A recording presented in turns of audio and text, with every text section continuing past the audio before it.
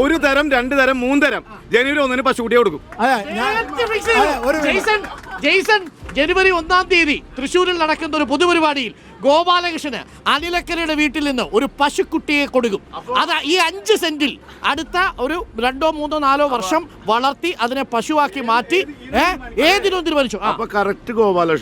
അപ്പോഴാണ് അതാണ് പഞ്ച്. അപ്പൊ 2 പഞ്ച് ഡയലോഗ്. ഒന്ന്, കാലിത്തൊഴുത്തിൽ ജനിച്ച യേശു ക്രിസ്തു BJP ആണോ? Question number 1. രണ്ടാമത്തത്, പശുവിനെ വളർത്തുമ്പോൾ ഗോപാലകൃഷ്ണൻ യഥാർത്ഥത്തിൽ ഗോപാലകൃഷ്ണനായോ? പറഞ്ഞോട്ടെ. ഒരു മിനിറ്റ്. കാലിത്തൊഴുത്തിൽ ജനിച്ച യേശു ക്രിസ്തു ഇപ്പോ BJP ആണ് എന്ന രീതിയിൽ തന്നെയാണ് ഇവിടെ രണ്ടുപേരും സംസാരിച്ചത്. കേരളത്തിലെ സോഷ്യൽ എഞ്ചിനീയറിംഗ് അങ്ങനെയാണ്.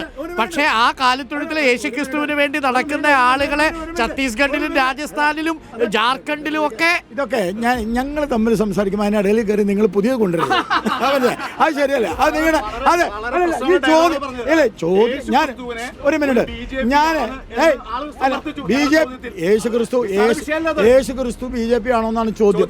അപ്പൊ അതിന് ഉത്തരം ഞാൻ പറയണം. ഇന്ന് യേശു ക്രിസ്തു ജീവിച്ചിരിക്കുകയാണെങ്കിൽ ചാട്ടവാറ് കൊണ്ട് ഈ ഇടതിനെ വലതിനെ അടിച്ചു പുറത്താക്കും. BJPയോടൊപ്പം ഒപ്പം നല്ലത് ചെയ്യുന്നവരുടെ കൂടെ നിൽക്കും. ഈ ചോദ്യം മൂപ്പർ ചോദിച്ചോണ്ടാ ഞാൻ പറഞ്ഞില്ല, ഞാനത് പറയില്ല. രണ്ടാമത്തെ കാര്യം, ഇവർ പശുവിനെ തരില്ല. ഞാനൊന്ന് പറയട്ടപ്പാ. ഇവൻ മറ്റേ അക്കരെന്താ പറഞ്ഞേ, പശുവിനെ തരില്ല. എനിക്ക് വേണ്ട, എനിക്ക് പശുക്കുട്ടിയെ മതി, പശുക്കുട്ടിയെ തന്നോട്ടെ. ഞാൻ ഒരു കാര്യം എഴുതി വെക്കാം, ഇവർ രണ്ടുപേരും ചെയ്യുന്ന പോലെ പൊതുമധ്യത്തിൽ അതിനെ ഞാൻ അറക്കില്ല, അതിനെ ഞാൻ വളർത്തും.